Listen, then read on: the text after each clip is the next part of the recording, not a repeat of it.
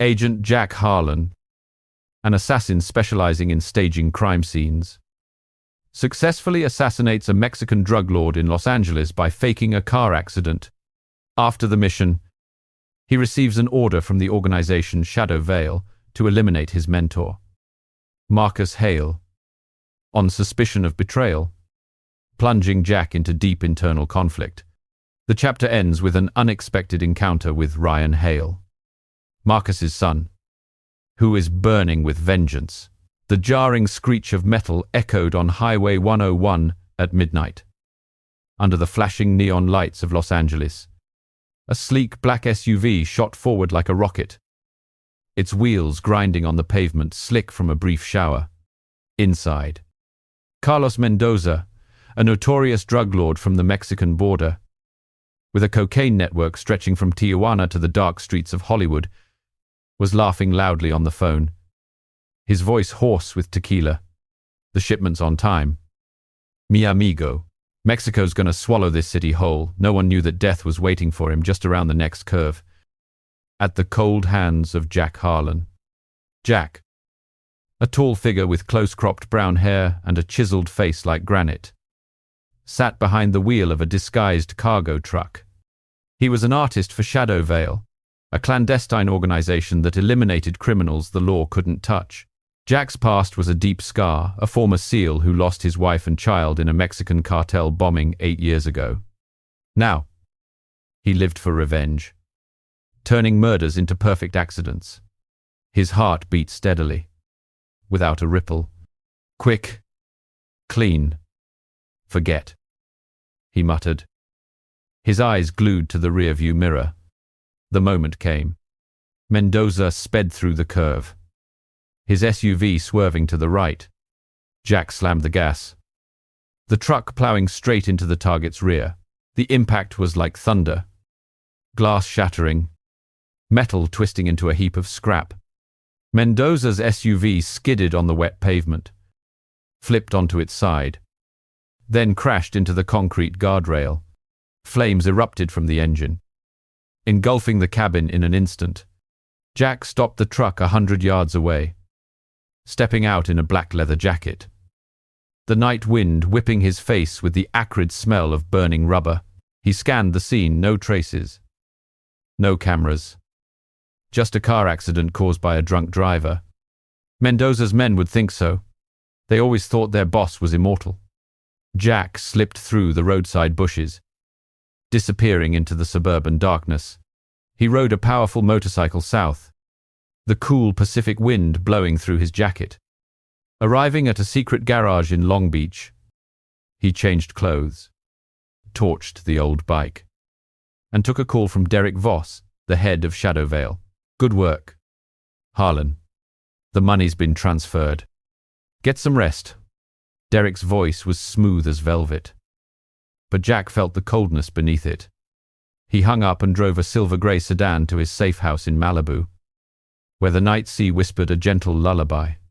The apartment was sparse, with only a hard bed, a desk with an encrypted computer, and a single photograph, his wife and child. Smiling brightly before the bomb went off, Jack sat down and opened his laptop. A message from Derek appeared. New mission. Target Marcus Hale. Reason, treason. Complete within 72 hours. Jack froze, as if a knife had been plunged into his chest. Marcus Hale, his mentor, his second father, the man who had pulled him from the ashes of the Mexican cartel. He taught him everything: how to strangle without leaving a bruise, how to hack security cameras, how to survive when the whole world was hunting you. Now, Shadow Veil suspected Marcus of selling secrets to enemies in Russia, where 3 agents had died in a failed ambush. Jack called Derek immediately. Is there some mistake? Marcus is one of our pillars. Derek's voice was ice cold over the speaker. No mistake. His account received $5 million from an unknown source. He's a gambling addict. His son's a junkie. Rules are rules. Jack, do it, or I'll send someone else. Jack ended the call and slammed his fist on the desk, blood seeping from his knuckles. He remembered Marcus, a tall, thin old man with white hair, a warm smile, but eyes that were always as watchful as a wolf's. There's no room for sentiment in this work, Marcus had once said while teaching him how to use a suppressor. But now, Jack felt his world collapsing. Had he really betrayed them, or was this someone else's game? The next morning, Jack took a domestic flight to New York, landing at JFK in a grey drizzle. Derek's office was hidden in a glass skyscraper in Manhattan, on the 42nd floor, where Cuban cigar smoke drifted lazily. Derek sat behind an ebony desk, his tailored grey vest perfect, his blue eyes sharp as a knife. I've checked. Only 2 people knew about the Russia op, me and Marcus. 3 men are dead. And he got paid. For the safety of the organization, he has to go. Jack nodded. But his heart was filled with doubt. Back in Los Angeles, he secretly hacked into the banking system through a VPN and confirmed the strange deposit. There was no other choice. That night, he called, "Marcus, get out." "Old man, they're coming for you." Marcus trusted him, his voice deep and warm. "Thanks. Son, meet me at the old garage." The abandoned garage in the Downey Industrial Park was pitch black, with only the faint yellow glow of a streetlight filtering through a broken window. Marcus arrived in a beat-up old Ford, stepping out with his familiar smile. "Jack, you're still quick as the devil." But Jack was waiting behind a crate, his suppressed pistol aimed squarely at him. A single shot went through Marcus's chest, the soft thump blending with the sound of the rain. Marcus fell, his eyes wide with understanding. The Russia job. "Wasn't it? He pulled an old pistol from his coat pocket," engraved with the words, "Justice needs no words," and offered it to Jack. "Go on. That's life."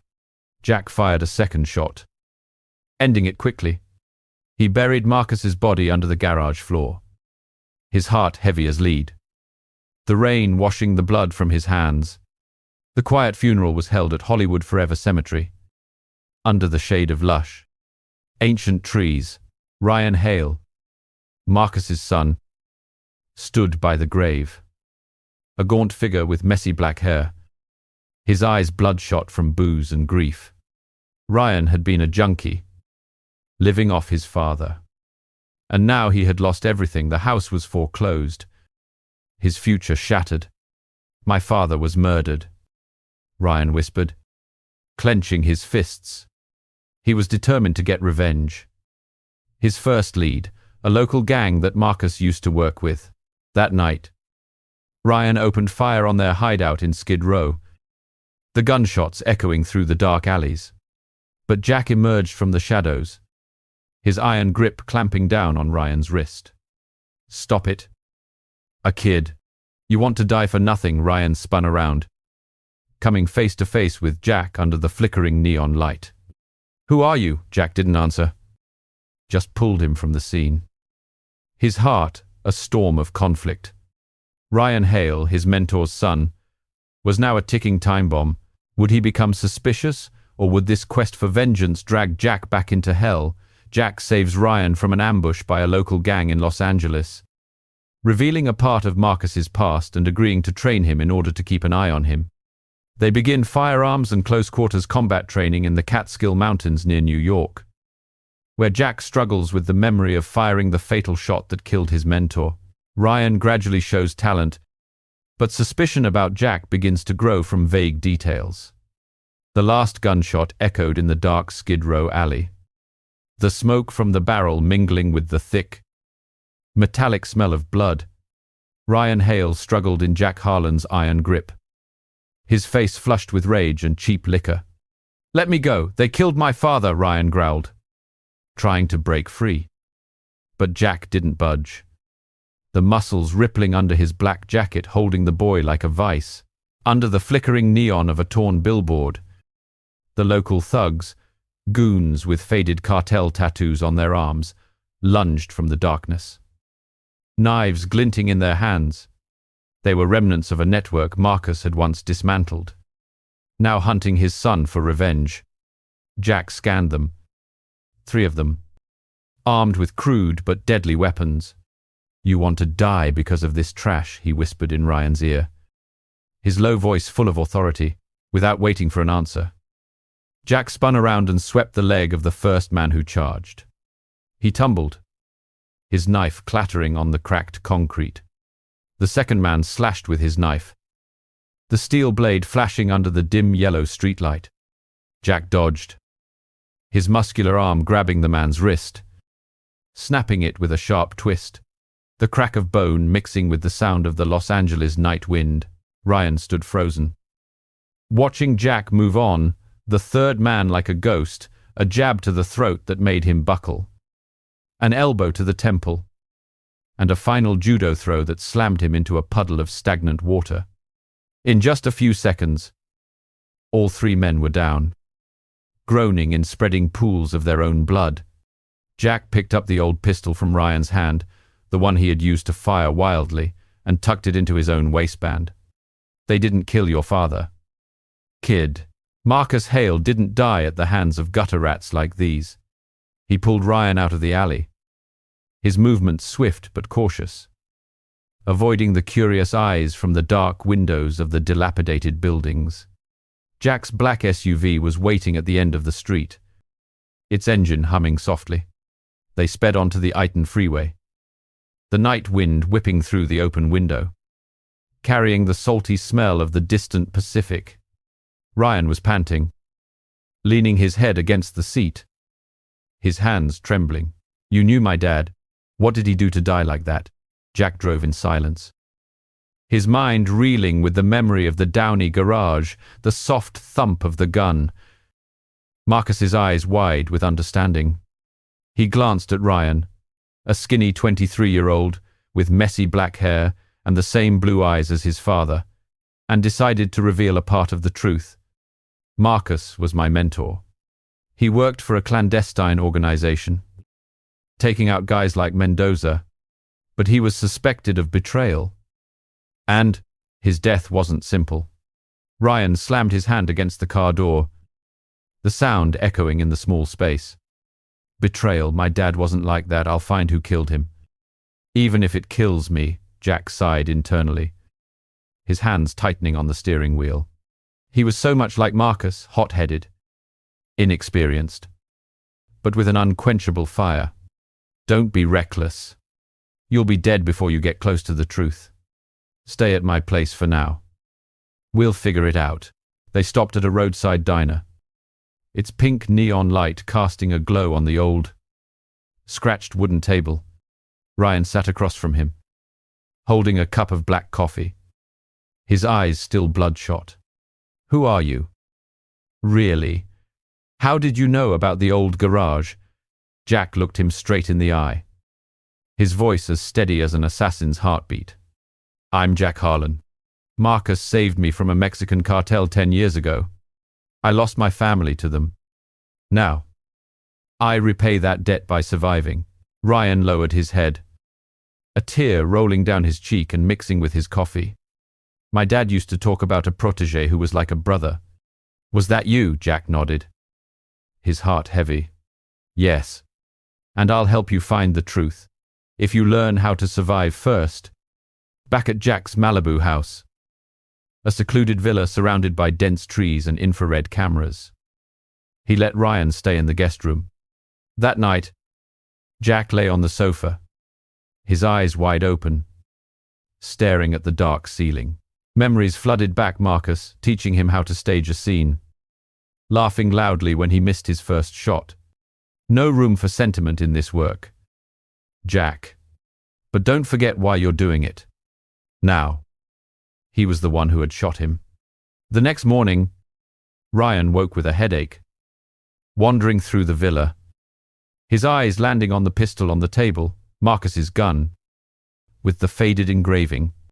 "This is my father's gun. Where did you get it?" Ryan shouted, lunging at Jack with a clenched fist.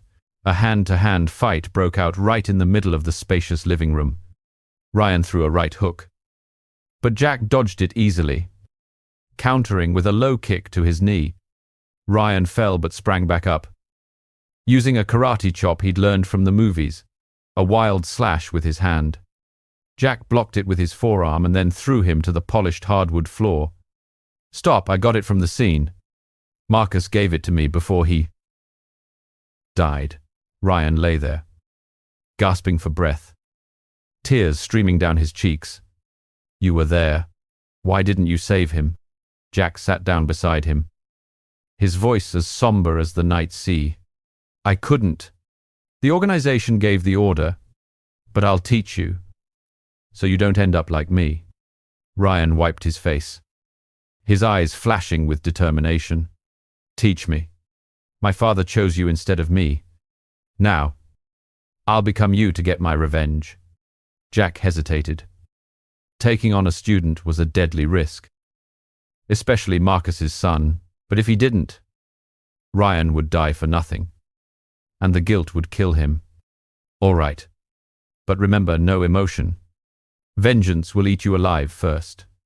They left that very afternoon, taking a domestic flight to New York, then driving a black SUV into the Catskill Mountains, where dense foliage hid them from the outside world. Dawn broke through the thick canopy, fog clinging to the towering ancient trees, the cold air smelling of damp earth and decaying leaves.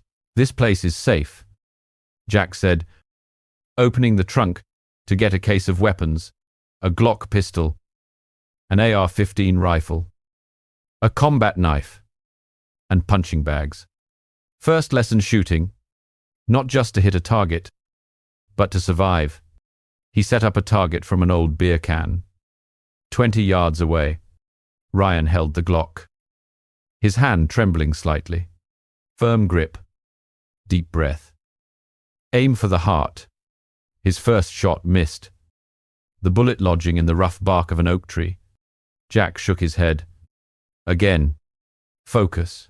Ryan fired again, this time hitting the edge of the can, a faint smile crossing his tired face. "Good.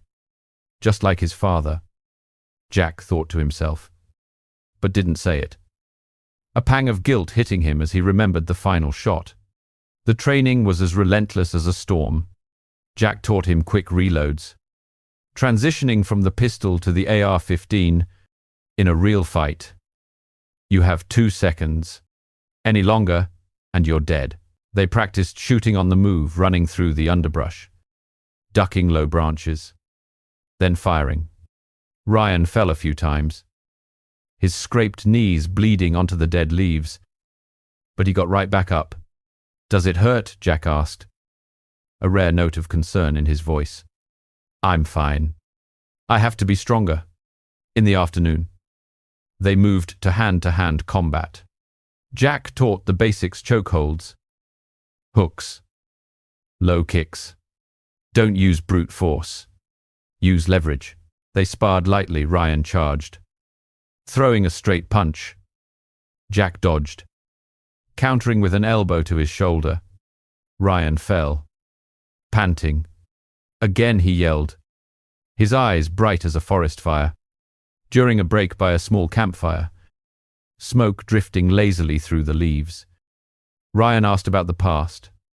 "How did my dad teach you?" Jack watched the crackling flames, remembering Marcus laughing in the old garage. "He pulled me out of hell in Mexico, taught me to survive, no emotion, just the mission." Ryan nodded, but his heart was filled with rage. "I'll use these skills to kill the man who hurt my father." Jack was silent, wondering would the kid figure out he was that man. As night fell, the forest pitch black. They practiced combat under the beam of a flashlight. Jack attacked suddenly from the darkness, putting Ryan in a chokehold. He struggled, using a move he'd learned to break free, and countered with a kick to the stomach. Jack stepped back, a rare smile on his face. Progress. But a flicker of suspicion appeared in Ryan's eyes when Jack accidentally revealed a scar on his hand, the one from the gunshot in the garage. The mentor and student duo, Jack and Ryan, carry out their first mission assassinating an arms dealer in Chicago by staging a suicide by hanging. Ryan proves his mettle in an unexpected hand-to-hand fight. But Jack receives a new order from his boss, Derek Voss, targeting a rival agent in Miami, forcing him to use Ryan as bait. Jack's internal tension mounts as the boy questions him about his father's death. A steady rain fell over the cobblestone streets of Chicago, turning the south side into a wet mirror, reflecting the flickering neon lights of cheap bars. Jack Harlan and Ryan Hale sat huddled in a black SUV parked on the curb. Across from an abandoned warehouse, the den of Marcus Flint, a notorious arms smuggler with a stash of illegal AK-47s from Mexico. The air in the car was heavy, filled only with the steady drumming of rain on the windshield and Ryan's ragged breathing. Jack, holding infrared binoculars. He watched Flint's large silhouette through a second-floor window. He was inventorying guns with two burly bodyguards. He's in there. Quick. Clean. No trace. Jack whispered, his voice as low as a death sentence. Ryan nodded, his hand tightening on his leather belt, the primary weapon for his first mission. His heart pounding with a mix of adrenaline and a vague sense of dread. They left the vehicle, crossing a dark alley, the rain soaking Jack's leather jacket and Ryan's grey hoodie. The smell of rust from the warehouse hit their nostrils, mingling with the sound of water dripping from the leaky, corrugated roof. Jack led the way, climbing the fire escape with feline grace. Ryan following, his heart hammering like a war drum. Inside, the hallway was filled with wooden crates and sprawling graffiti, the air thick with the smell of gun oil and cheap tobacco. Jack signaled, "I'll handle the guards. You take Flint. Remember, strangle him. Hang him from the beam. Make it look like a suicide." Ryan swallowed hard, the cold sweat trickling down his spine despite the rain outside. This was his first time killing someone, not in a drunken rage for revenge, but with a plan, with a mentor guiding him. The door burst open, and Jack flew in like a phantom. The first guard didn't even have time to draw his weapon before Jack struck him in the throat, sending him crumpling to the floor with a hoarse gurgle. The second swung an iron pipe at Jack's head, but he dodged, locking the man's arm in a lightning-fast takedown and snapping his wrist, the sharp crack of bone echoing in the confined space. Ryan froze for a second, stunned by Jack's speed, then charged at Flint, the smuggler, an obese man with a dragon tattoo on his neck, was counting money on a rotten wooden table. "Who's there?" he startled, reaching for a Beretta. But Ryan was faster than expected. He wrapped his belt around Flint's neck, pulling it tight with the strength gained from his grueling training in the Catskills. Flint struggled violently, his nails tearing the skin from Ryan's hand, his face turning purple from lack of oxygen. "Faster," Kid Jack whispered from the dark corner, dragging the bodyguard's corpse into a shipping container. Ryan gritted his teeth, using his knee to pin Flint's legs and squeezing harder. His muscles trembled with the effort, but the memory of his father's grave spurred him on. In just a few seconds, Flint went limp, his eyes rolling back. Ryan hauled him onto the chair, wrapped a rope around the iron beam on the ceiling, and created the perfect suicide scene. No blood, no struggle. He was panting heavily, his hands slick with sweat and scratches, but his eyes burned brightly. A killer was being forged. "It's done," he said, his voice a mix of fear and exhilaration, as if stepping out of his own shadow. Jack did a quick check. No fingerprints, no cameras, just a smuggler who committed suicide under the pressure of debt. "Good. Let's go." They slipped through the broken window, dropped into the alley, and blended into the crowd in the pouring rain. In the car, Ryan laughed loudly, adrenaline still coursing through his veins. "I did it, Jack, just like my dad." Right, he'd be proud. Jack glanced at him in the rearview mirror, his chiseled face expressionless. The kid had talent. But he was too emotional. One small mistake would get them both killed. Don't get cocky. Flint was easy prey. The real world is harsher. Ryan fell silent. But the smile lingered. Like a sunbeam breaking through the grey Chicago clouds, they stopped at a cheap motel on the outskirts, where the fluorescent lights flickered on the damp, moldy ceiling. Jack checked his encrypted phone as a message from Derek Voss appeared. New mission. Target Ethan Drake. A rival agent from Red Shadow, a Russian underground organization. Location, Miami. He has a thing for young men. Easy to approach. Use Ryan as bait.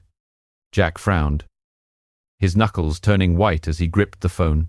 Ethan Drake, a craftsman like him, but working for the opposition, who had taken down 6 Shadow Veil agents on the Mexican border with just a dagger. His only weakness, a taste for young men in bars. Use Ryan, that was throwing him to the wolves. Too dangerous, Jack thought, watching Ryan in the corner of the room, cleaning a gun with clumsy but determined movements. He called Ryan over. Sitting down on the hard bed. Drake is in Miami. The plan, you'll pose as a young drifter. Lure him in at a bar. When his guard is down, slip a poison into his drink. 1 drop. And he'll collapse like he's drunk. Ryan nodded. His eyes lit up with eagerness. I'm ready. Finally, a chance to use my real skills. But then he paused, his voice lowering. Jack. About that garage. You were there when my dad died. Weren't you? Why won't you tell me everything? What were his last words? Jack stiffened as memories of the Downey garage flooded back, Marcus handing him the engraved gun. His eyes full of forgiveness. He told me to survive. And that justice needs no words. Ryan stared at him, suspicion flashing in his eyes like the glint of a knife. You're hiding something. I can feel it. Jack turned away. His conscience ached like an old wound reopening. Telling the truth now would destroy the kid. And the mission? Focus on Drake. Feelings will get you killed first. Ryan. That night in the motel, Jack taught him more how to approach a target without arousing suspicion. They rehearsed on the cramped floor, with Ryan playing the part of a charming waiter, learning a fake smile and natural gestures. He'll look at you like prey. Use that against him, Jack said, adjusting Ryan's collar. The gesture as intimate as a father's but full of distance. Ryan was a fast learner, but every time he looked at Jack, he asked, My father trusted you more than me. Why? Jack remained silent, pushing away the image of the small thump of the gunshot. The next morning, they flew to Miami, the plane landing under a blood-red sunset as the hot, humid air rising from the tarmac carried the scent of sea salt and danger. In a beachfront hotel, Jack checked their weapons, a razor-sharp dagger, a silenced pistol, and a small vial of poison. 1 drop paralyzes. 6 drops kill instantly. Ryan nodded, but his hands clenched, as if picturing his father's enemy. As they left the room, Jack looked out the window, where the Miami lights twinkled like an invitation to hell. He wondered, was bringing Ryan on this mission a mistake? Drake would smell his inexperience. And if they failed, Jack would lose not just his apprentice, but the last piece of his soul. Beside him, Ryan caressed his training knife, whispering, For Dad. Jack nodded. But his heart was heavy. Was the kid ready? Or would the truth about the garage explode before Drake was dead at a Miami bar? Ryan used his youthful appearance to approach Agent Ethan Drake, leading to a dramatic knife fight where Ryan took down his enemy with a corkscrew. Jack intervened just in time. But the organization warned him about the risks of training Ryan. They moved on to San Francisco for their next mission, where Jack began to suspect Derek Voss based on hacked data. The driving beat of electronic music pulsed through the neon Tide bar. a hotspot in the heart of Miami Beach, where blue and purple neon lights swept across the crowd, dancing wildly under the sultry night sky. The thick smell of ramen perfume mingled with the sea salt air from the nearby Atlantic, creating a suffocating, seductive atmosphere. Ryan Hale, wearing a tight white shirt that accentuated his toned physique from grueling training sessions, sat alone at the polished wooden bar, caressing a silver necklace, a subtle lure to attract Ethan Drake. Jack Harlan was hidden in a dark corner a few feet away, his sharp eyes scanning the crowd like radar, a tiny earpiece connecting him to Ryan. Focus. Kid. He's coming. Put the drug in his drink. Just one drop. Jack whispered through the mic, his voice as taut as a wire, his mind haunted by the memory of the Downey garage. Ethan Drake entered like a phantom from the Russian underworld, tall with slicked-back blonde hair, a grey vest hugging his powerful frame, and blue eyes that glinted with the cunning of a professional killer. He was a craftsman for Red Shadow, a notorious rival organization with a spy network stretching from Moscow to the Mexican border, who had taken down 7 Shadow Veil agents with nothing but a razor-sharp dagger. His only weakness, a penchant for hunting young men in bars like this one.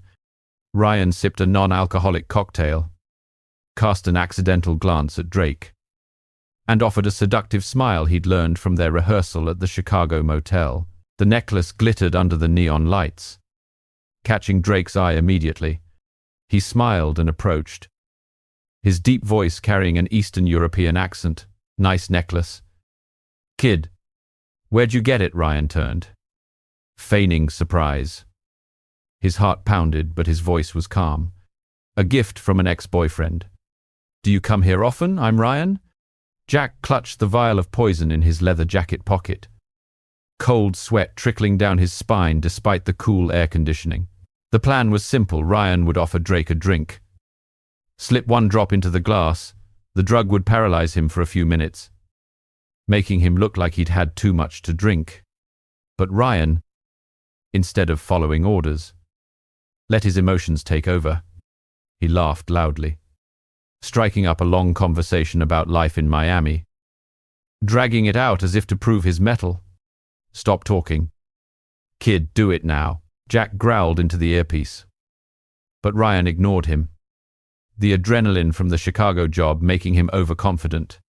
Drake, cunning as a wolf, invited Ryan to a more secluded VIP area, hidden by red velvet curtains.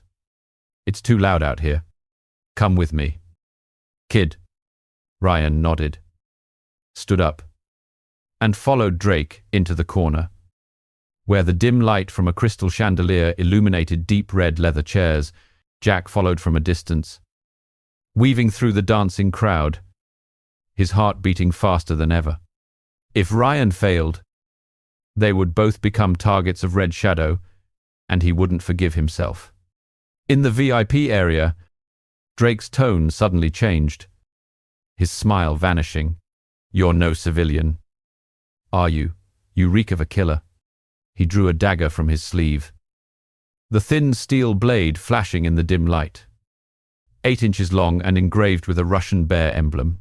Ryan flinched, and the wine glass shattered on the marble floor, the shards glittering like fallen stars.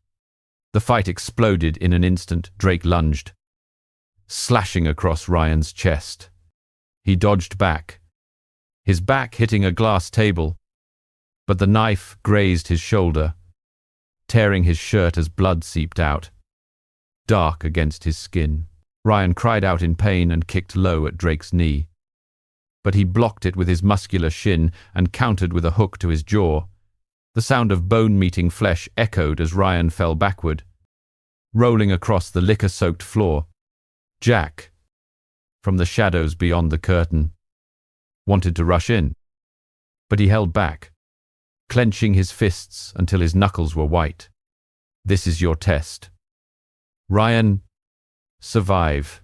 Ryan, panting, his vision blurring from the pain, groped for a corkscrew, a twisted steel wine opener that had fallen from a nearby service tray. Drake sneered and lunged again. The knife aimed straight for his heart. Ryan rolled out of the way, plunging the corkscrew into his attacker's thigh and twisting it deep into the muscle. Blood sprayed like a fountain. Staining the grey suit trousers, Drake roared in pain, the knife clattering to the floor.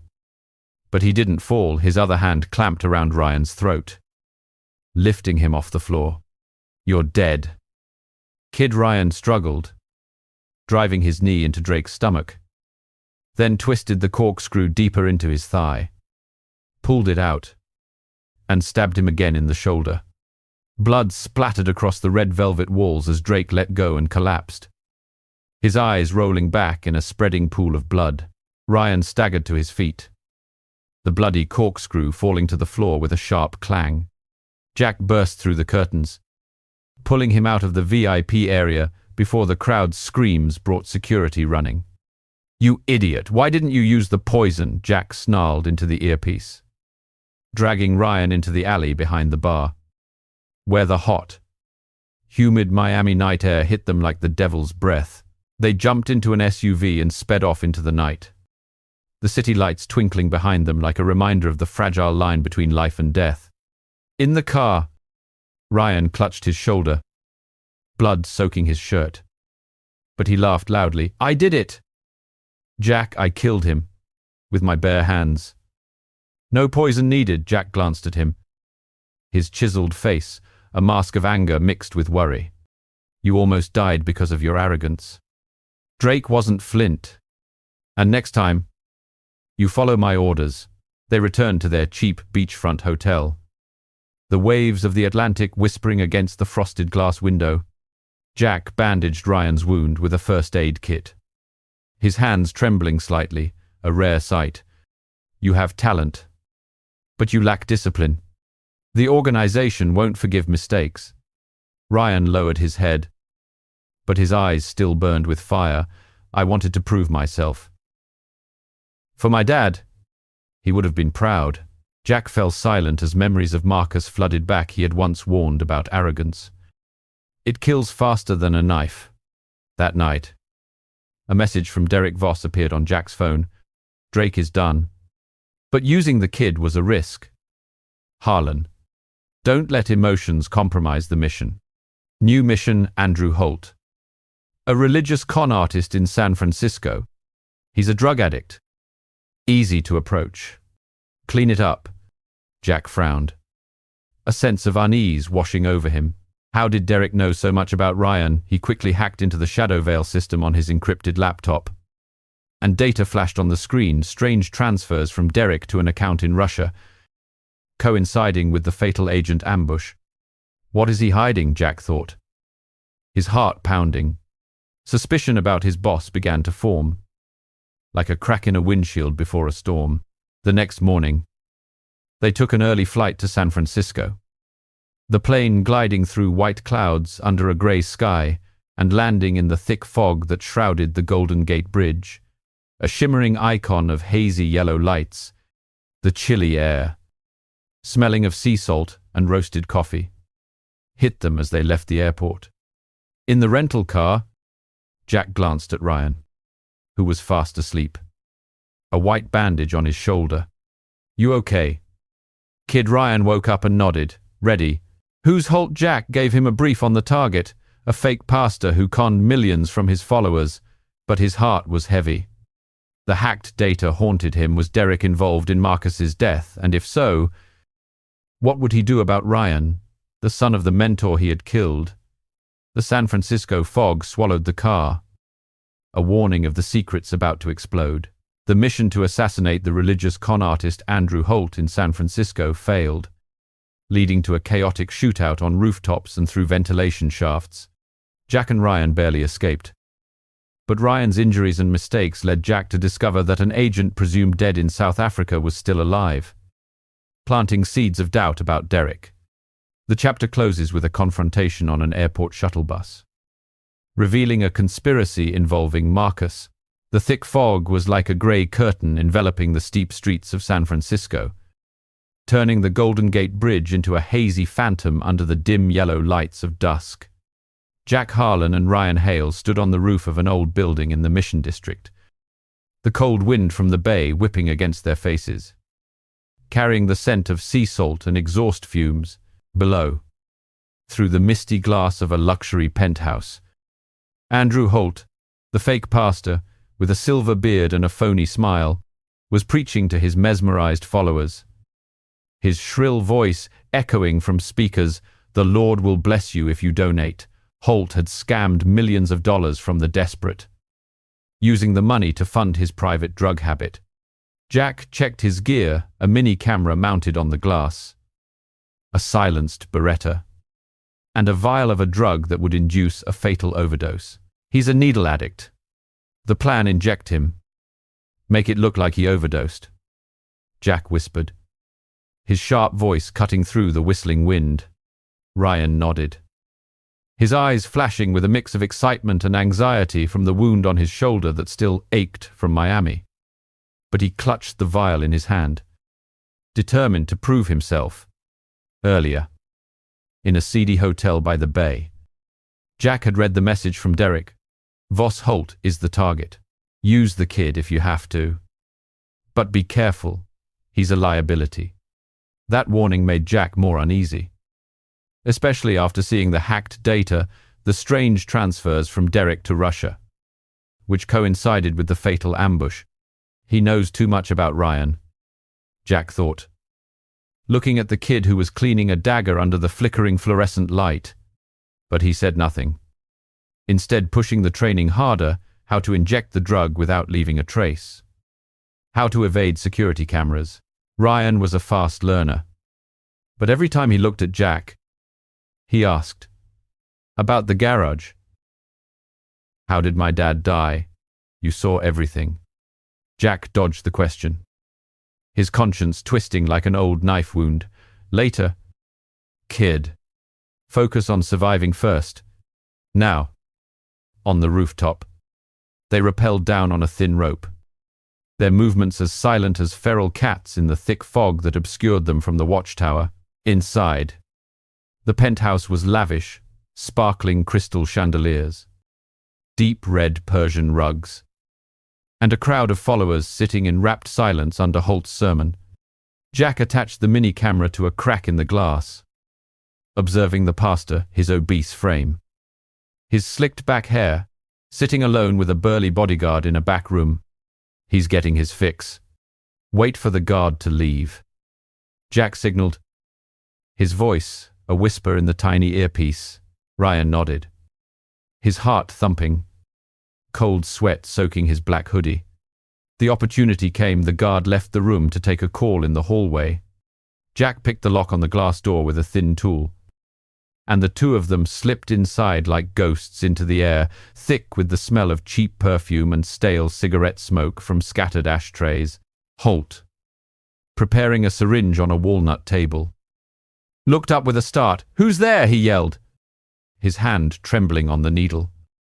But Jack was on him in a flash, covering the man's mouth with a black leather glove, his muscles tightening like a steel vice. Ryan moved in, vial ready to inject into Holt's neck. But suddenly, the pastor struggled violently, his elbow jabbing into Jack's gut and forcing him back a step.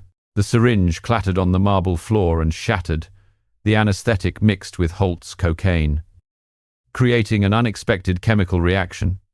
"His drugs are blocking it. It's not working," Ryan yelled in a panic, his voice echoing in the quiet room. The plan fell apart in an instant. Jack gritted his teeth and switched to the backup plan: strangulation. He wrapped a garrote from his pocket around Holt's neck, tightening it with the strength of 100 missions. While Ryan pinned the man's legs with his knees, Holt collapsed, his face turning purple, his eyes rolling back in a spreading pool of sweat and urine. But the noise, the sound of a falling chair and a muffled scream, had alerted the returning guard. The door burst open, and the guard drew a Glock and fired immediately. The bullet grazed Jack's shoulder, tearing through his leather jacket as blood seeped into the white carpet. "Run!" Jack roared, rolling across the floor and drawing his silenced Beretta to fire back. Thwip. Whip. hitting the guard in the chest and sending him staggering back with smoking holes. But the gunshots had triggered the alarm, sirens blared throughout the penthouse, and red lights flashed like hell. Holt's men, 5 guards in black suits with MP5 submachine guns, stormed in from the hallway, bullets whizzing past, chewing into the floral wallpaper and shattering the crystal chandelier, which rained down like deadly diamonds. Jack pulled Ryan behind a leather sofa, shards of glass digging painfully into his back. "Follow me," the window, he yelled, leaping through the shattered glass frame and pulling Ryan after him on a backup rope. They slid down to an adjacent rooftop, the harsh San Francisco wind whipping their faces, the fog obscuring their vision but not the sound of pursuing gunfire. A bullet severed their rope mid-descent, sending them both plummeting 3 stories onto a cold tin roof, where they rolled across the wet concrete, Ryan's shoulder slamming into it with a sickening crack. The fight wasn't over. The guards jumped from the window after them, submachine guns chattering from above, bullets sparking against the roof. Jack rolled to avoid the fire and shot back twice, hitting one man in the leg, who tumbled from the roof into the alley with a terrible scream. Ryan, his hand shaking from the pain, drew his Glock and fired back, missing the first shot, but the second buried itself in another man's shoulder. "Good, hold your position," Jack yelled, but a stray bullet slammed into his thigh, blood spreading across his black jeans as he gritted his teeth and lunged forward, slitting the nearest man's throat with his dagger in a visceral spray of blood. They ran along the connected rooftops of the skyscrapers, leaping across the dark voids between buildings as the wind howled like a demon. The fog swallowed the sound of their pursuers' footsteps. But a mistake happened. A screw fell from Ryan's tool pouch, clattering across a floor of broken glass and stopping right at a window crack. The remaining guard picked it up, his eyes flashing with suspicion. "Intruders! Call for a chopper!" he yelled into his radio. Ryan panicked, drawing his gun to shoot from a distance. But Jack stopped him with a light slap. "Run, don't waste a bullet." They dove into a narrow ventilation duct on the roof, the smell of rusted metal and dust assaulting their nostrils. The dark space filled only with the sound of their ragged breaths and distant gunfire. "Crawl." "Kid, don't look back," Jack whispered, pushing Ryan forward as the wound on his thigh bled, soaking the knee of his pants. After 10 hellish minutes, they emerged from the ventilation duct and dropped into a pitch-black alley, the roar of a helicopter overhead sweeping a blinding searchlight across the area. Jack pulled Ryan into the crowd on Market Street, blending in with the stream of people in drab raincoats as the smell of coffee from a roadside cafe mixed with exhaust fumes. He limped along, blood dripping from his thigh onto the sidewalk, but concealed it by slinging an arm around Ryan's shoulder like a brother. Inside a nearby abandoned shop, darkness shrouded the dusty shelves as Jack slumped down, bandaging his wound with a strip of cloth torn from his shirt. "You dropped something. A fatal mistake. Ryan, next time, check your pockets before you jump." His voice was tight with anger but also concern. Was this kid becoming a liability, or a lifeline? Ryan hung his head, his face pale in the streetlight filtering through a broken window. I'm sorry. I just wanted to end it quickly," Jack sighed, checking his encrypted phone through a sharp pang of pain. A message from Derek read, "Holt is done." But it was messy. "Handle your own wounds. Next mission, airport. Track a corpse from South Africa." Jack froze. South Africa, the ambush that killed 3 Shadow Veil agents, the one Derek had blamed on Marcus. He quickly hacked into the system. Data flashing across the cracked screen. Nathan Cole, an agent presumed dead in the South African desert, had been spotted alive in San Francisco. "Cole knows about Marcus," Jack whispered, his heart pounding. If Cole was alive, Derek had lied, and Marcus's death wasn't a betrayal. Ryan looked at him, suspicion rising. "What else are you hiding? What's South Africa? Jack remained silent, pulling him to his feet. To the airport. There's someone we need to meet. They plunged into the foggy night as police sirens wailed in the distance. At SFO International Airport, the crowd was a noisy blur of PA announcements and the smell of burnt coffee. Jack spotted Cole, a short man with thick glasses and a rumpled grey coat, pulling a suitcase through security. His eyes darting nervously. That's him. Jack signaled through his earpiece. Ryan nodded, but a sense of unease filled him. Is this about my father? They squeezed onto a packed airport shuttle bus, standing in a back corner, their eyes never leaving Cole. The bus swayed as it moved onto the highway, pale yellow streetlights sweeping across the windows. Jack moved closer, his hand concealing a dagger. Nathan Cole. The man spun around, his eyes widening in recognition. Harlan. You're alive, Cole sneered, his hand stealthily reaching for a gun under his coat. But Jack was faster, lunging forward and pinning him to a seat, the dagger at his throat amidst the panicked screams of the passengers. A hand-to-hand fight erupted in the cramped space. Cole kicked Jack hard in the stomach, broke free, and pulled his gun, aiming wildly. Jack dodged, landing a hook to the man's jaw with the crack of breaking bone, and the gun clattered under a seat.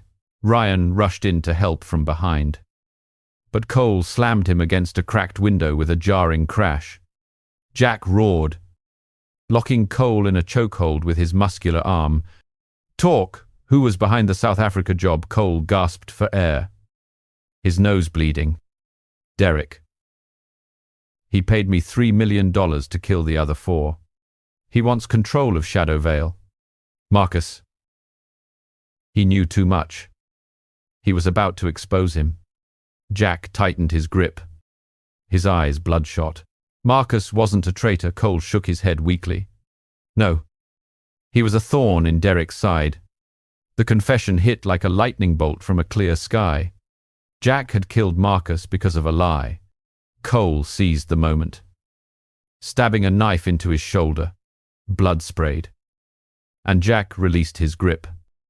Stumbling backward, Cole bolted for the bus door and leaped onto the highway. Jack gritted his teeth and gave chase, ignoring his wound. But a truck was hurtling toward them from a distance. A horrific crash echoed through the air, and Cole lay motionless on the blood-soaked asphalt. Jack stood there, a light rain mixing with the blood, his heart heavy. Derek had turned him into a murderer. Ryan ran up, breathless. What did he say? About my father. Jack turned away, hiding his pain. Derek was behind it all. Marcus was innocent. Ryan clenched his fists, his eyes red. I'll kill him. Jack gripped his shoulder. Calm down. We need a plan.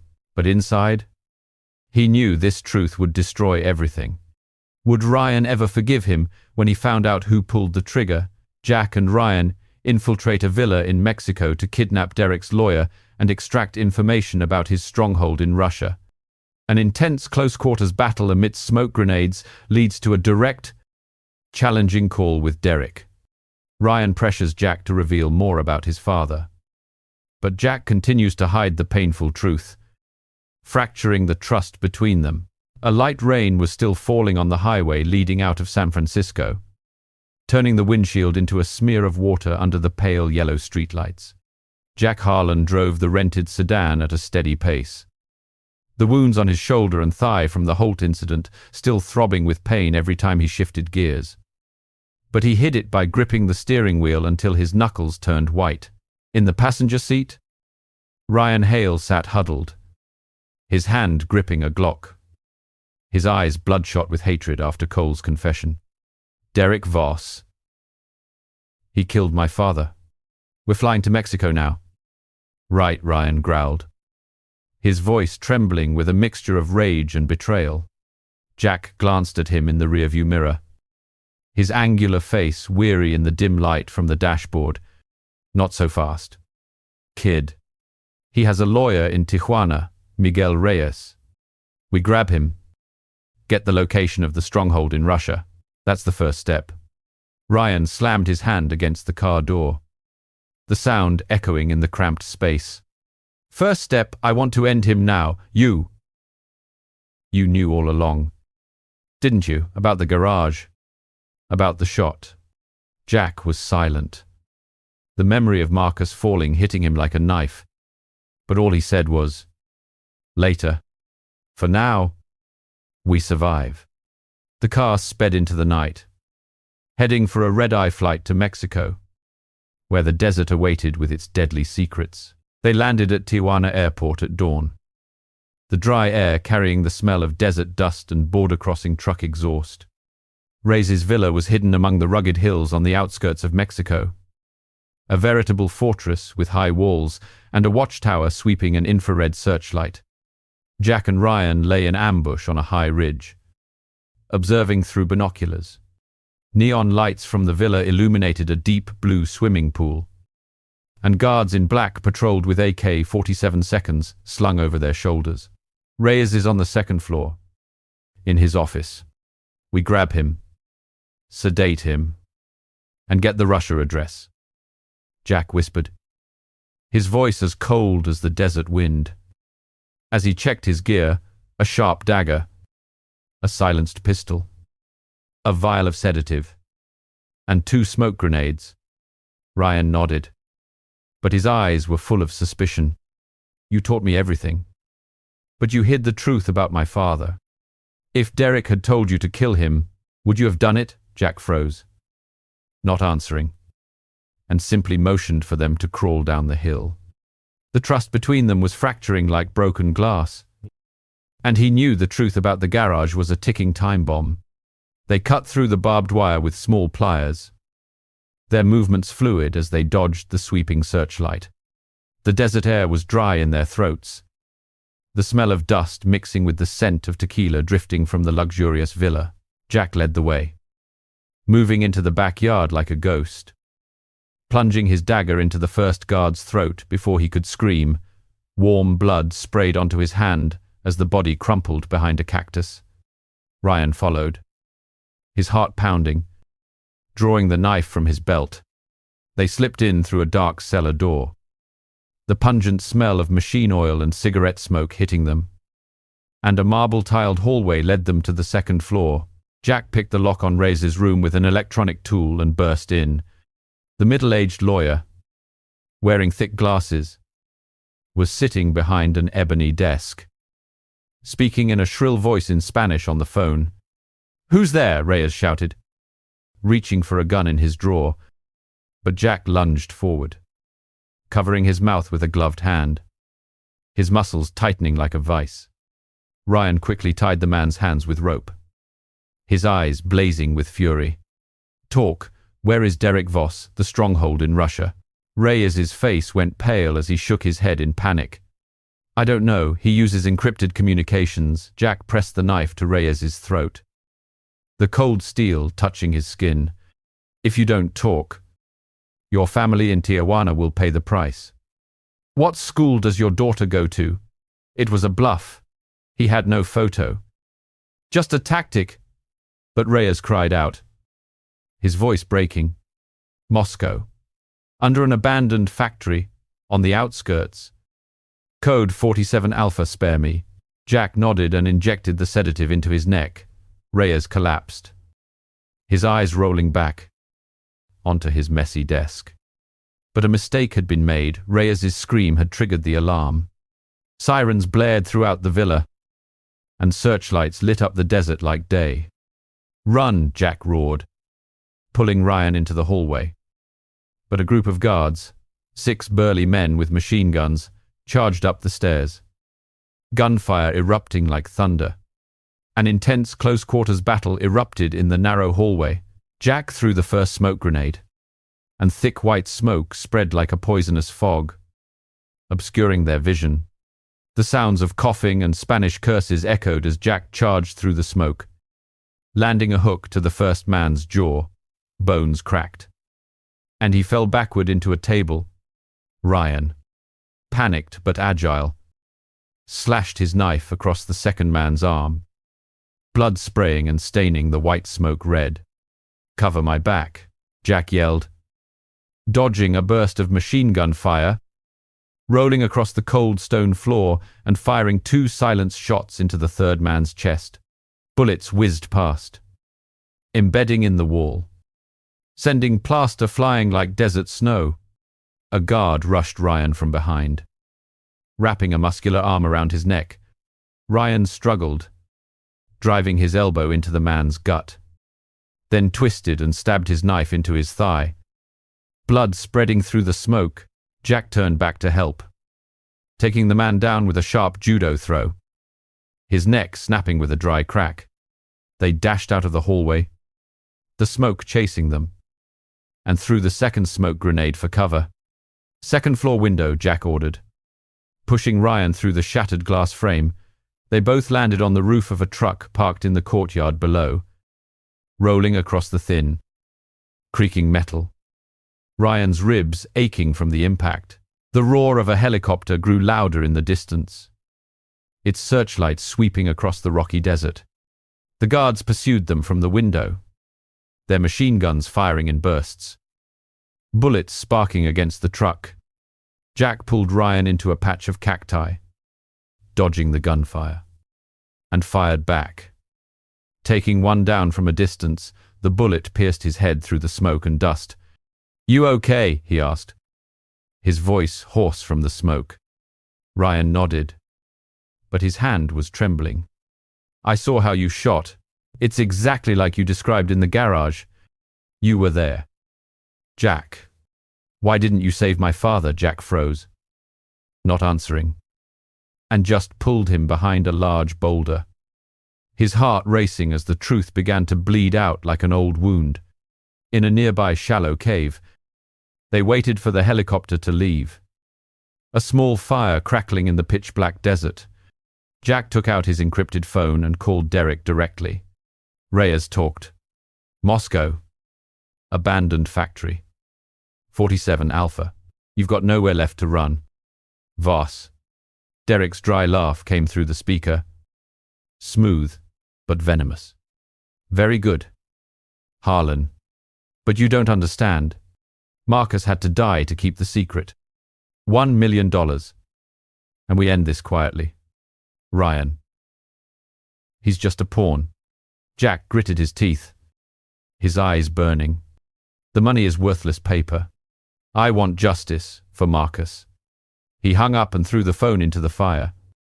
But Ryan had heard everything, his face ashen. "He knows me.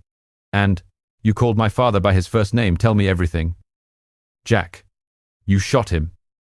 "Didn't you?" Jack turned away, his voice low and sorrowful. "I was deceived. Ryan. Derek manipulated everything. I tried to warn him, but I wasn't fast enough."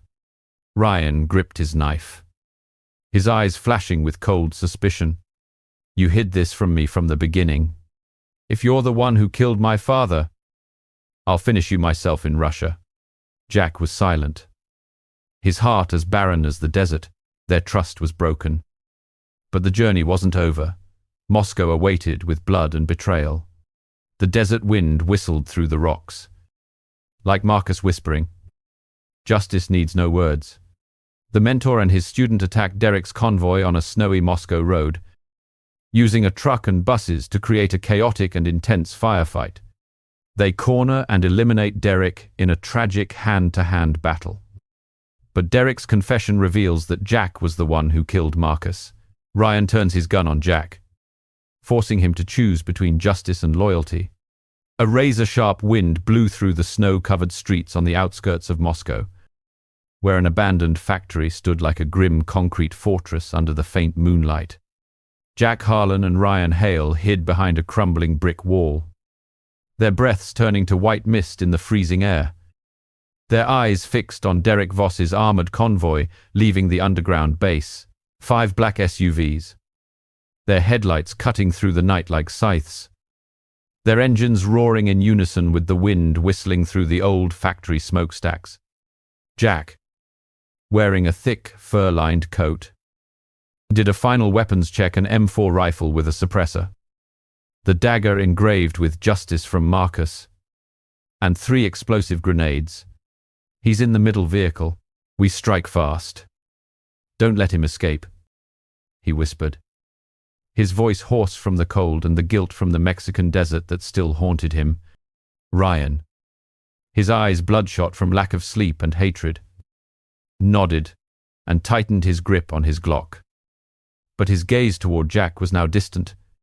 "Are you sure Derek is behind this, or are you hiding something else from me?" Jack didn't answer, only clapping him on the shoulder, a familiar gesture that now felt like a silent apology.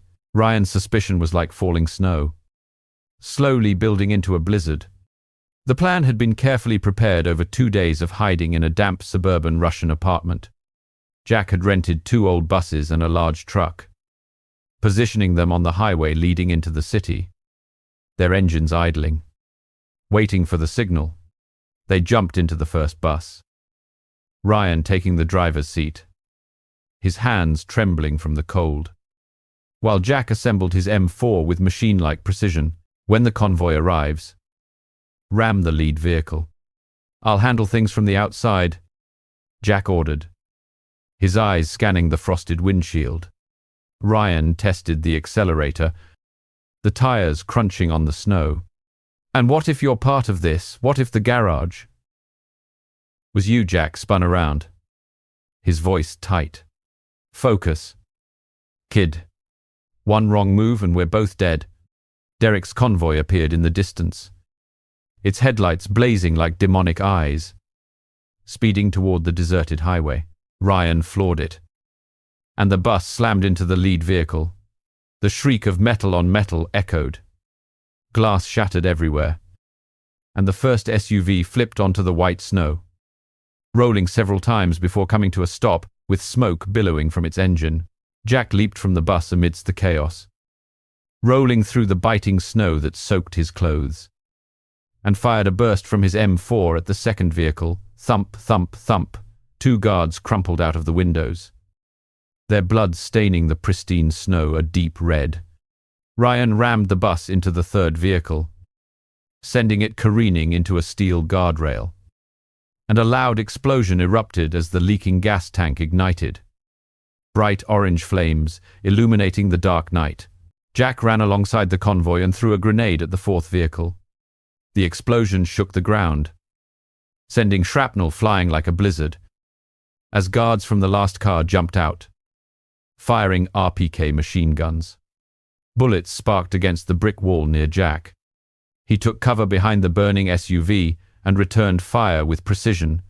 3 men fell in an instant, their blood melting the snow into red puddles, but 1 bullet grazed his arm, tearing through his coat, and warm blood trickled down in the numbing cold. Jack gritted his teeth and charged the last guard, slicing his throat with the dagger. Blood gushed out as the man's body collapsed with a final, gurgling sound.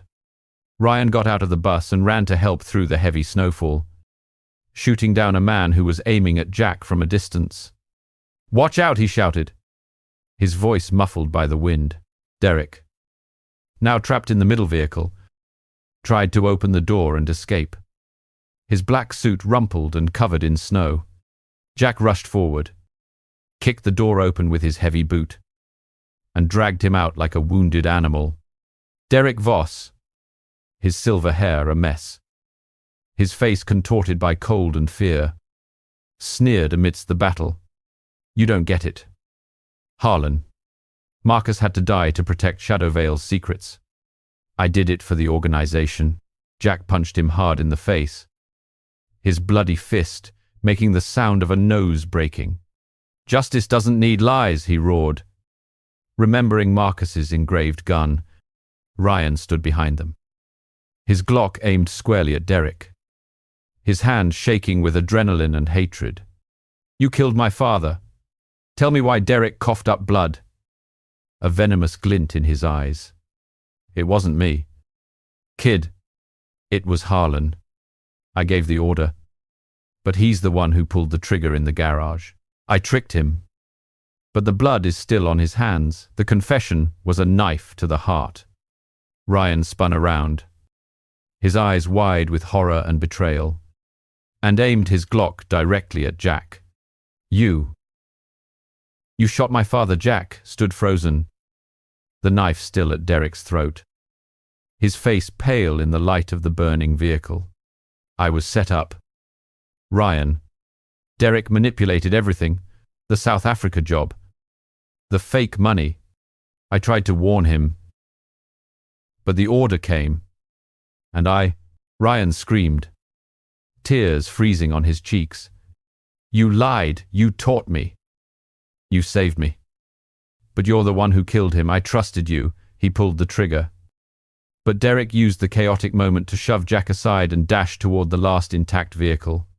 Jack rolled in the snow and fired a single shot from his M4. The bullet went through Derek's head, and he collapsed with a smoking hole, his blood pooling black on the white snow. Ryan charged at Jack, pounding his chest with trembling fists. "Why did you do it? Why didn't you tell me?" Jack didn't fight back, letting him vent his anger, snow clinging to his hair. "I owed Marcus my life. Killing him was the biggest mistake I ever made. But I don't regret saving you, his son." Ryan collapsed, his gun clattering onto the snow, as the sound of distant police sirens echoed like a final judgment. Jack pulled Ryan to his feet, wrapping an arm around him in the thick falling snow. "Run. We're not done. The remnants of Shadow Vale will hunt us." They jumped into the waiting truck and sped into the pitch-black pine forest on the outskirts of Moscow, the tires crunching on the snow. Inside the truck, the air was heavy as lead. Ryan sat huddled in the corner of his seat, staring out the window with empty eyes. "I don't forgive you, Jack. Never." Jack drove, his heart shattering like snow melting under fire. "I don't expect forgiveness. But justice for Marcus. We do that together." The snow fell heavier, blanketing the winding road in white. Jack wondered, would Ryan turn on him? Or would hatred turn him into a monster? The wind whistled through a crack in the door, like Marcus whispering from that distant Downey garage. "Choose, son, between blood and loyalty." Returning to Los Angeles, Ryan betrayed him by setting an explosive trap at the secret garage, forcing Jack into a high-speed car chase through the night highway. Jack survived through his wits, setting a counter-trap with a remote grenade. But he hesitated to kill Ryan. They faced each other in a moment of humanity, where Jack revealed the whole truth about his past and Derek's manipulation. The bright neon lights of Los Angeles glittered under a starless night sky. But the atmosphere inside Jack Harlan's SUV was as heavy as a nightmare dragged all the way from Moscow. Jack drove at a steady speed on Highway 101, the wound on his arm from the snow fight still seeping blood through a makeshift bandage. But he hid the pain by gripping the steering wheel tighter, his eyes fixed on the blur of traffic. In the passenger seat, Ryan Hale sat as silent as a ghost, his hand clutching his father's pistol engraved with the words, "Justice needs no words." His gaze was vacant as he stared out the window where skyscrapers slid by like resentful shadows. Derek Voss's confession still echoed in both their minds. Jack was the one who pulled the trigger in the Downey garage, manipulated by lies. Ryan hadn't said a word since the plane landed at LAX, but his silence was sharper than a dagger. And Jack could feel it. The kid was planning something. "We need to rest. The old garage in Downey, it's safe," Jack said, his low voice trying to pull the boy back from the brink. Ryan nodded, but the corner of his mouth twisted into a cold smile. "Yeah, safe." The Downey garage, the same place where Jack had buried Marcus's body under cold concrete 8 years ago, was now a secret fortress with a steel roll-up door and infrared cameras. Jack parked the car, the engine dying in the heavy air thick with the smell of motor oil and old gasoline. He got out first, doing a quick check, no sign of a tail from the remnants of Shadow Vale. "Get inside. Kid, I'll patch up my arm." Ryan followed, his hand stealthily planting a small grenade under the SUV, a remote detonated trap connected to his phone via an encrypted app. He had prepared on the plane, hacking into his father's old account to buy the device. His heart boiling with hatred. You killed him, Jack. Now, I'm ending this chain. They entered the dark garage, where flickering fluorescent lights illuminated crates of weapons and old cars. Jack turned his back to get the first aid kit, but Ryan had already drawn his gun, aiming it squarely at his back. Stop. You die here. Just like my father died because of you. Jack froze. But he didn't turn around immediately. He'd been suspicious since Moscow. Ever since he saw the look in Ryan's eyes when he held the gun. What are you going to do? Ryan, kill me. Then what shadow veil will still hunt you? Ryan sneered, his voice cracking with rage. I don't care. You taught me how to survive. But you took my father from me, pulled the trigger. Just like you did to him, he fired. The bullet hissed from the silenced barrel, grazing Jack's ear and ricocheting off the steel wall with a sharp metallic ping. Jack dove for cover, rolling into the shadows behind a crate and drawing a dagger from his belt. Ryan activated the trap. The signal from his phone detonated the grenade under the SUV. A deafening boom shook the garage as orange flames engulfed the vehicle, sending shrapnel flying like a rain of bullets. Jack was thrown against the concrete wall, blood spilling from his mouth. But he had anticipated it. The garage had special soundproofing, and he had already planted an explosion detector under the floor. Thick black smoke filled the air, the acrid smell of burning rubber stinging his nostrils. Ryan coughed as he ran for the roll-up door. Jumping onto Jack's backup motorcycle, a gleaming black Harley parked and ready. Just die, he screamed, hitting the gas and rocketing onto the night highway, the Los Angeles wind whipping his face with the salty air of the distant Pacific. Jack rose from the wreckage, his ears ringing from the blast. But his foresight had saved him. He had replaced Ryan's grenade with a dud that only produced smoke and a loud noise to deceive him. You're still green, kid, he whispered, jumping into a small truck hidden behind the garage, its engine roaring to life as he gave chase. The pursuit erupted on Highway 101. Ryan tore down the road at 120 miles per hour, his bike weaving through traffic, while the headlights of Jack's truck glared behind him like a demon's eyes. Stop. Ryan, we need to talk. Jack yelled into the truck's radio, but the boy only accelerated. Firing a few shots back, bullets slammed into the truck's windshield, spiderwebbing the glass. The Los Angeles night highway became a battlefield. Jack's truck gently clipped the back of Ryan's motorcycle, making him swerve and nearly crash, the tires screeching on the asphalt.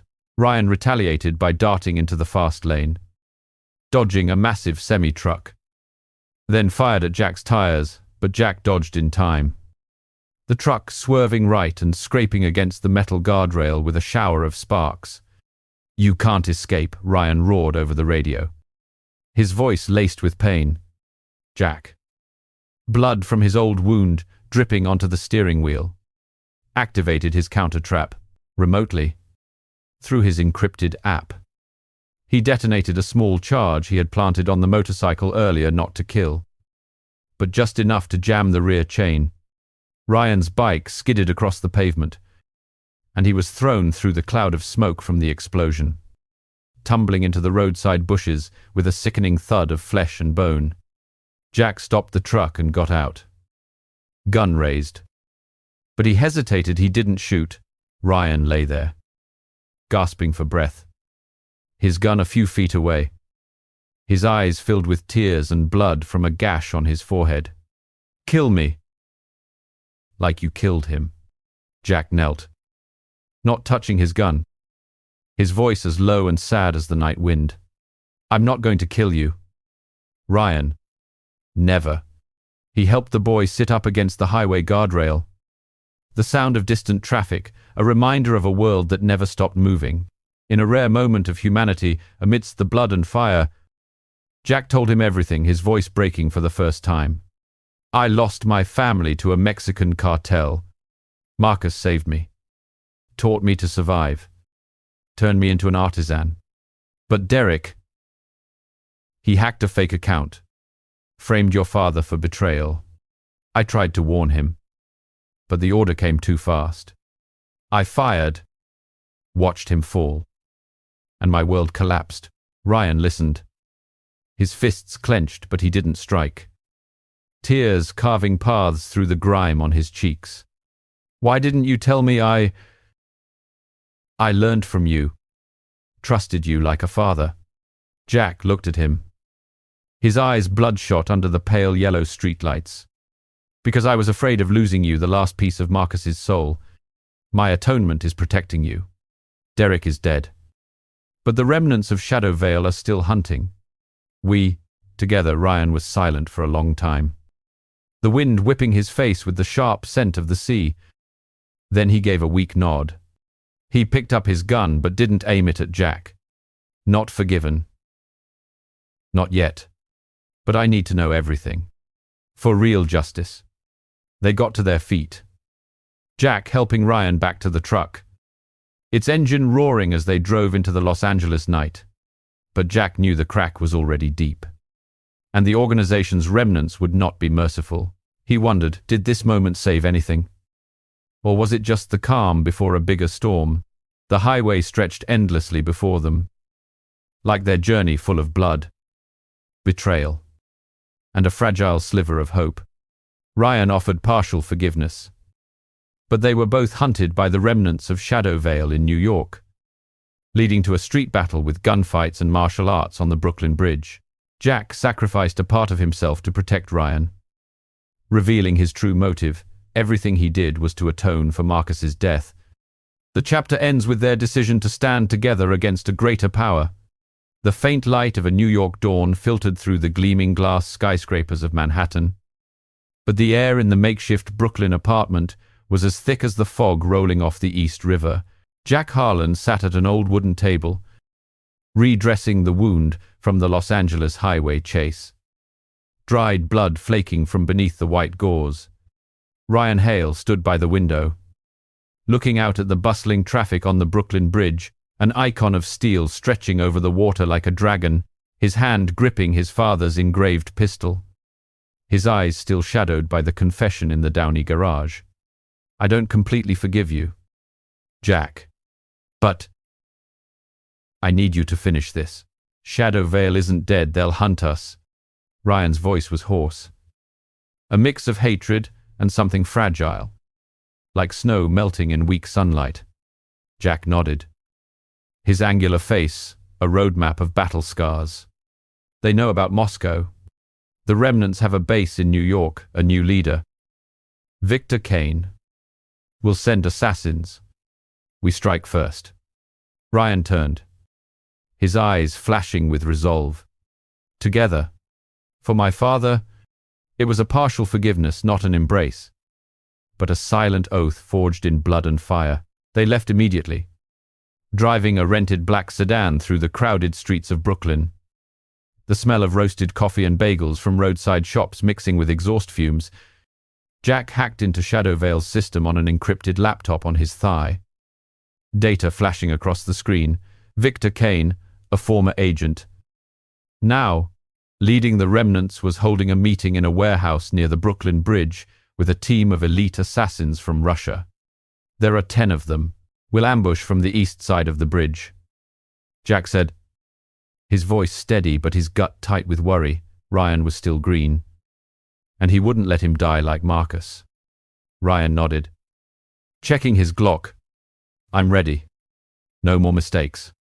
The car stopped in a lot by the river, the wind from the East River whipping hard, carrying the salty spray of the water. They crossed the pedestrian walkway of the Brooklyn Bridge, the steel groaning under their feet. Oblivious tourists snapping photos, unaware of the storm about to break. The warehouse was hidden at the base of the bridge on the Manhattan side, a grey concrete block with a rusted roll-up door and the heavy smell of machine oil. Jack and Ryan slipped through a wire fence, avoiding infrared cameras with a jamming device. Inside, Victor Kane, a tall man with a scar running down his cheek, his black vest tight over his muscles, was meeting with 9 assassins. A map was spread out. His voice a low growl. Harlan and the kid are the priority. Take them alive. Get the information on Voss. Jack gave the signal and tossed a smoke grenade through a broken window. White smoke spread like a toxic fog, followed by the sounds of coughing and curses in English and Russian. The street fight erupted in an instant. Jack went in first, his suppressed M4 hissing as he dropped 2 assassins near the door. Bullets slammed into their chests, blood pooling on the cold concrete floor. Ryan followed, his Glock firing precisely into a third man's knee, who collapsed with a terrible scream. The assassins reacted fast.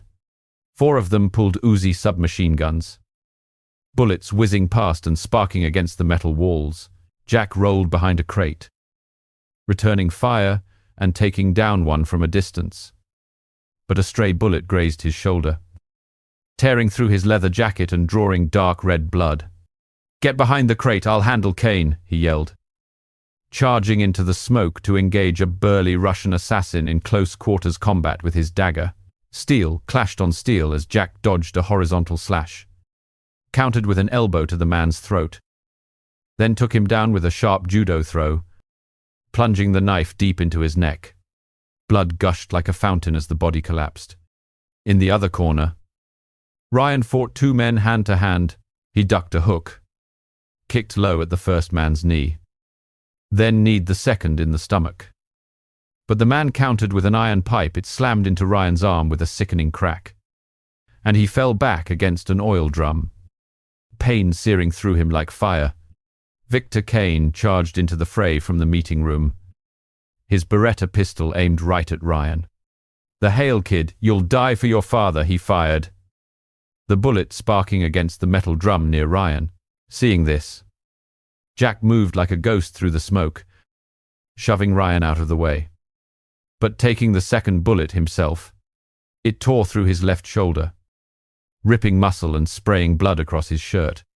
He collapsed, his M4 clattering to the floor. But he didn't cry out in pain. He just gritted his teeth and lunged at Kane, landing a hook to his jaw with the sound of breaking bone. A brutal martial arts duel exploded in the garage. Kane swung a dagger, slashing at Jack's chest. He dodged, blood dripping from his shoulder, and countered with a roundhouse kick to the stomach, then locked Kane in a chokehold with his good right arm. "You won't touch him," Jack snarled, his voice hoarse with pain. Kane struggled, driving an elbow into the wound. Jack let go, and Kane's knife grazed his side. Blood pooled on the floor. But Jack didn't stop, driving his knee into Kane's face, then hammering his chest with a flurry of punches until the man collapsed, his eyes rolling back in his head. Ryan ran over, helping Jack lean against the wall, his hands trembling as he applied a makeshift bandage. Why did you do that? I almost died." "But you sacrificed yourself for me," Jack gasped for breath, blood soaking through the cloth, and looked at him with tormented eyes. "For Marcus, I killed him, the biggest mistake of my life. You're his son. The only way I can atone. It's not about justice. It's about the family I owe him." Ryan was silent, tears mixing with blood on his cheeks. The memory of the garage rushed back, but now it was tinged with gratitude. "My father chose you for a reason. I understand. Not fully forgiven. But together."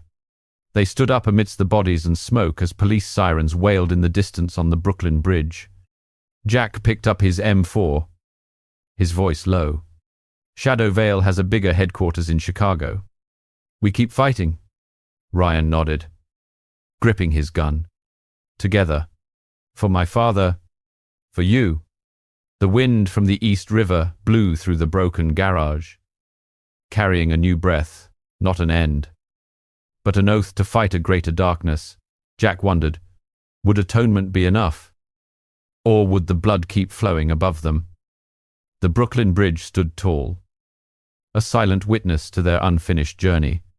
In the final raid on Shadow Vale's headquarters in Chicago, Jack and Ryan confronted the new leader, a treacherous ex-agent.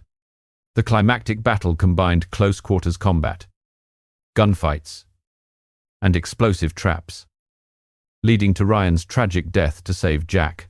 Jack survived and went into hiding in Japan, only to receive a new mission, leaving an echo of the endless cycle of justice and betrayal. The bitter wind off Lake Michigan whipped through the gray concrete streets of Chicago, carrying the smell of industrial smoke and the fishy tang of the water under a waning moon. Jack Harlan and Ryan Hale lay in ambush behind a rusty shipping container in the industrial port, their eyes fixed on the Shadow Vale headquarters, an abandoned factory converted into an underground fortress, complete with electric fences and watchtowers sweeping infrared searchlights. This was the final raid. Hacked data from New York had identified the new leader. Elias Crow, a traitorous ex-CIA agent who now led the organization's remnants with a network of spies from Mexico to Russia. He's in the basement. We'll storm the back entrance. Use explosives for cover, Jack whispered, his low voice tense as he checked his suppressed M4 and homemade C4 charges. Beside him, Ryan gripped his Glock, the wound from the Brooklyn Bridge still aching, but his eyes burned with determination. It ends here. For my father, and for you, Jack. The partial forgiveness from Brooklyn was now the fragile thread holding them together. But Jack knew blood would decide everything. They slipped through the fence, dodging laser beams with a jamming device. The air thick with the smell of machine oil and lake salt. The factory's back door creaked open under Jack's hand, and the darkness swallowed them like a demon's maw. Inside, the concrete corridor echoed with the hum of a generator, the air heavy with the scent of rust and gunpowder. Elias Crow, a tall man with short-cropped silver hair and a war scar running down his neck, his black vest stretched tight over his muscles, was meeting with 8 elite assassins. A digital map illuminated his face, his voice a low growl. Harlan and Hale are coming. Trap them in the main corridor. Jack gave the signal, planting C4 charges along the wall, 3 of them, wired for remote detonation. Detonate on my command, he said, then moved in like a phantom. The climactic battle exploded in an instant. Jack threw the first smoke grenade, white smoke billowing down the corridor, followed by coughs and curses in English and Russian. Ryan fired a volley from his Glock into the darkness. 2 assassins fell, bullets tearing through their chests and splattering crimson on the concrete wall. The rest responded fiercely. 4 of them opened up with Uzis, a hail of bullets whizzing past and sparking off crates, sending shrapnel flying. Jack rolled across the cold floor, his M4 hissing as it took down another man from a distance. But a stray bullet grazed his thigh, ripping through his jeans and drawing blood like a curse. Move up. Kid, I've got you covered, he yelled, charging into close combat with a massive Russian assassin. Daggers clashed with a sharp ring as Jack dodged a slash, countered with an elbow to the man's throat, then threw him to the ground and plunged his knife into his heart. Warm blood gushed over his hand. In a corner of the hallway, Ryan fought 2 men hand to hand. He dodged a hook, kicked low at the first man's knee, then kneed the second in the stomach. But the man countered with an iron pipe that slammed into his shoulder. Bone cracked, and Ryan fell back against the wall, pain spreading like fire. Elias Crow emerged from the meeting room, his Beretta aimed at Ryan. The kid, you die for defying me, he fired, the bullet striking the wall near Ryan's ear, showering his eyes with plaster dust. Seeing this, Jack detonated the C4 remotely. A series of thunderous booms shook the factory, collapsing one of the walls and obscuring everything in a cloud of dust and debris. Concrete fell like a deadly rain. 2 assassins were buried under the rubble, their screams cut short. But Elias dodged in time. charging at Jack through the chaos. Harlan, you killed Voss. Now it's your turn. He landed a hook to Jack's jaw with the sound of breaking bone. Jack stumbled back, spitting blood, but countered with a low kick that swept Elias off his feet, then locked him in a chokehold with his powerful arm. Ignoring the searing pain from his old shoulder wound, a brutal close-quarters combat erupted between the two masters. Elias drew a dagger. Slashing across Jack's chest, he dodged, the steel blade grazing his leather jacket, and countered by stabbing him in the thigh. Blood sprayed out, staining the mottled concrete floor red. Elias roared, choking Jack with his bare hands and lifting him from the floor. You are Shadowvale's mistake. Jack struggled, driving his knee into his stomach. But Elias didn't let go. Their faces flushed red from the strain. Ryan, staggering to his feet in the smoke and dust, saw it all. He rushed forward, pointing his Glock at Elias. Let him go. But the last assassin shot Ryan in the back from the shadows. The bullet tore through his chest. Dark blood spewed out, and he collapsed with a pained groan. Jack used that instant to break free, hammering his fists into Elias's face until he collapsed, then plunged the knife cleanly into his throat. Blood sprayed like a fountain. Elias Crow died with his eyes wide open, his final curse dying on his lips. Jack rushed to Ryan, kneeling to hold him amidst the rubble as blood from his chest soaked Jack's shirt. No. Kid, hold on. Ryan gasped for breath, his hand clutching his father's engraved gun, his vision blurring. Jack, I forgive you. For Dad. Survive. Justice. He gave a faint smile. Then his eyes closed, his last breath escaping in Jack's arms. Jack screamed in anguish, the sound echoing down the deadly corridor, tears tracing paths down his war-scarred cheeks for the first time. Police sirens wailed in the distance. Jack carried Ryan's body out the back and buried him in a small cemetery by Lake Michigan under a false name. A simple grave marked with the words, "Justice needs no words." He took a night flight to Japan, disappearing into an ancient temple in Kyoto, hidden among lush bamboo forests and echoing temple bells. But his encrypted phone buzzed. New target. Tokyo. Are you ready? Jack looked out the window as the first snow of the season fell gently on the curved tile roof, his heart heavy. Justice, or just a cycle of blood and betrayal? He gripped his dagger and whispered, "For you, Ryan." For Marcus, the shadows of Japan swallowed him, but the journey was never over.